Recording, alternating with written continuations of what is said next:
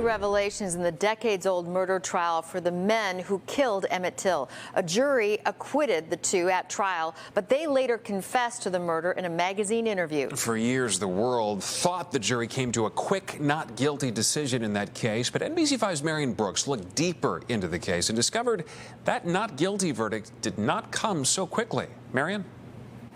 Allison and Stefan, not only did it not come quickly, it took 3 votes, a fact not made public until our interview with the man who talked to most of the jurors himself.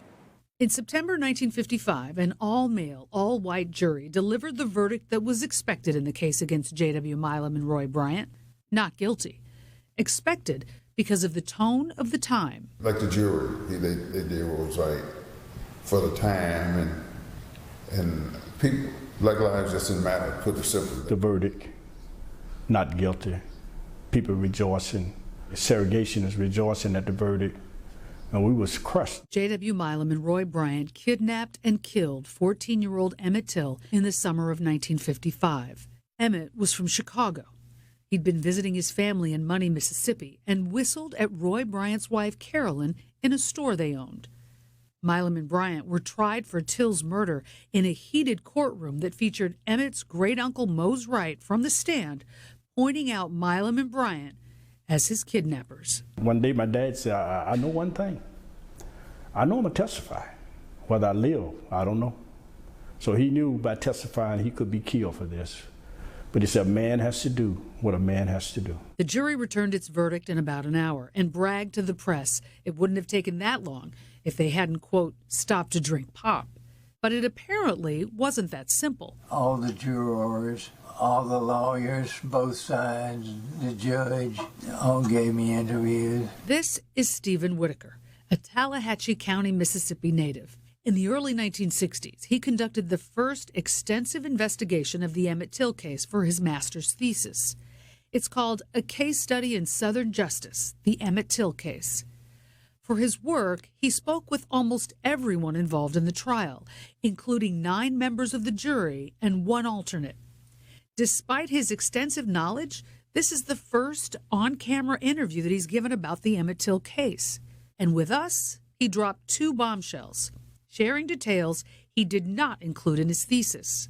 One, that Milam and Bryant's defense attorney, John Whitten, hand-picked the jury pool. He assured that the list from which the jury was taken had only people that he was pretty certain were totally racist and who would think nothing of killing an African American. Whitaker's second revelation, that initially the jury was not unanimous. The jury voted 9-3 to acquit. There were 3 people on the jury that voted guilty. Remember, they bragged about a pop break, but apparently it took more than soda. The second vote wasn't unanimous either. And they voted on the second time, and they voted 11-1.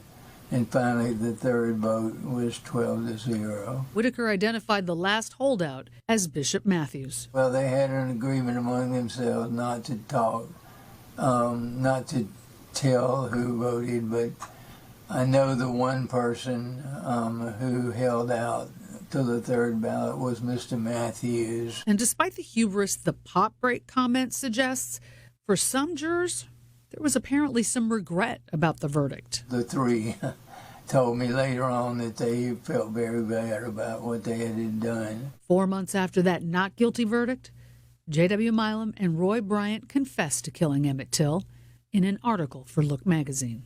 The verdict was unjust, but because of that verdict, Emmett's still memory and legacy is still alive. You heard from Wheeler Parker here, one of the witnesses to Emmett Till's kidnapping. He shares so that we won't forget what happened to Emmett. In fact, Wheeler's book, A Few Days Full of Trouble, Revelations on the Journey to Justice for My Cousin and Best Friend Emmett Till, came out this week. Wheeler's also featured in our latest documentary, The Lost Story of Emmett Till, Then and Now.